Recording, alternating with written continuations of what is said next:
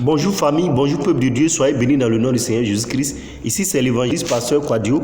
Voilà, mon message de ce matin est intitulé La grâce de Dieu. La grâce c'est la faveur imméritée de Dieu. C'est ce que nous ne méritons pas que Dieu nous donne. C'est-à-dire même la vie éternelle, le soude, la nourriture, voilà, le sommeil. Tout ce que nous avons c'est la grâce de Dieu. Même la terre et même la Bible c'est une grâce de Dieu. La Bible c'est, comme on dit ça, la parole de Dieu qui a été écrite et retransmis sur 1500 années par d'habiles copistes. Voilà, de la Genèse jusqu'à l'Apocalypse. 66 livres, 33 livres pour l'Ancien Testament.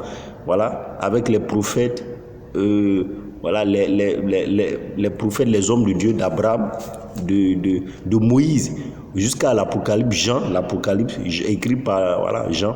Donc la Bible, c'est la grâce de Dieu. Elle a été écrite en hébreu, en grec et en araméen. Donc elle a été prouvée, attestée, elle a été vérifiée. La Bible a été vérifiée et nous voyons les miracles à travers la parole de Dieu. De par la croyance de la Bible, les aveugles voient, les boiteux marchent, les sourds entendent. Voilà, voici, je vous ai donné le pouvoir de marcher sur les serpents et sur les scorpions et sur toute la puissance de l'ennemi, rien ne pourra vous nuire. La parole de Dieu est une puissance, l'apôtre Paul l'a démontré en Corinthiens chapitre 2. La parole de Dieu ne repose pas sur des discours vains et persuasifs, mais sur une démonstration de la puissance de Dieu. Frère, les morts ressuscitent avec la croyance, avec la parole de Dieu, avec la Bible.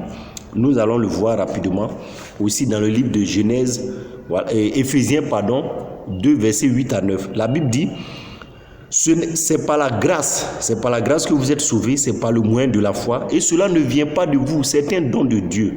Cela ne vient pas de vous, la foi que Dieu vous donne, c'est un don.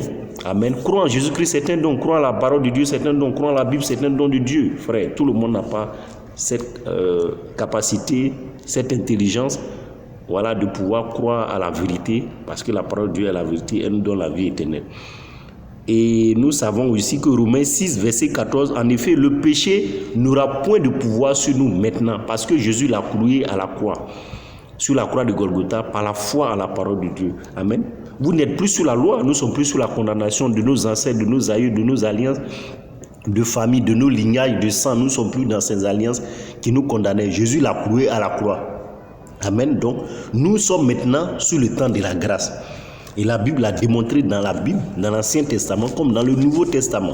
L'ange dit à Marie, voilà, nous le lisons en Luc chapitre 1, tout le chapitre 1 de Luc. Marie, l'ange lui dit, n'est point, Luc 1, verset 30, ne crains point Marie, car tu as trouvé grâce aux yeux de Dieu. C'est une grâce que Dieu t'a fait d'enfanter. Voilà, le Fils de Dieu, le Dieu miraculeux, le Créateur du ciel et de la terre. C'est une grâce. Ce n'est pas que tu la mérites, c'est une faveur imméritée de Dieu. Amen, c'est la grâce. Et nous le voyons nous le voyons dans la vie de tous les hommes de Dieu. Amen. Dans la vie de Moïse. Moïse a été sauvé par la grâce. Lorsque Pharaon était en train de décapiter, tuer tous les enfants, les premiers-nés, mais la maman de Moïse l'a mis sur l'eau et sur le fleuve Nil. Alors la fille de Pharaon l'a vu et l'a sauvé. Moïse a été sauvé par la grâce. Et Moïse, Dieu a opéré avec lui par la grâce de la mer Rouge. Amen. Tous les 66 livres, amen, les hommes de Dieu, les prophètes, les apôtres, c'est la grâce de Dieu. Amen. Genèse 6, verset 8. Noé trouva grâce aux yeux de Dieu lorsque Dieu lui donna la révélation de construire l'arche de Dieu. Et Noé fut sauvé, lui, sa famille, quelques animaux, voilà, mâles comme femelles. Et Sodome et Gomorrhe étaient détruites parce qu'ils n'ont pas cru à la parole de Dieu. Amen. David, nous l'avons vu dans le livre de 1 roi, voilà, 1 roi chapitre, dans le livre de 1 roi, David a été un roi par la grâce de Dieu. La Bible dit il fut oublié parce qu'il est dans la brousse, en train de suivre les animaux, en train de tuer les ours et les lions. Alors que le prophète Samuel venait oindre le roi dans la maison de Isaïe. Alors tous les enfants étaient présentés. Dieu a révélé à Samuel que ce n'est pas lui. Alors il demanda à Isaïe, parmi tes enfants, y a-t-il pas un qui reste? Ah, il dit oui, j'ai oublié. Voilà, David fut oublié. Amen. Il était dans la brousse, mais Dieu l'a choisi par la grâce. Esther, la reine Esther, nous le voyons dans le livre de Esther, chapitre 2, versets 5 à 8 et 9. Esther a été trouvée, elle a eu la faveur imméritée de Dieu aux yeux du roi Assyrus, qu'il a épousé. Esther fut sauvée, elle et puis le peuple, Aman même qui avait projeté, comploté, amen, de tuer le peuple d'Esther, les Juifs. Aman lui-même fut décapité, il fut pendu sur le bois qu'il a préparé. La reine Esther a trouvé grâce aux yeux de Dieu devant le roi Assyrus. Tout le chapitre, toute la Bible, c'est la grâce de Dieu.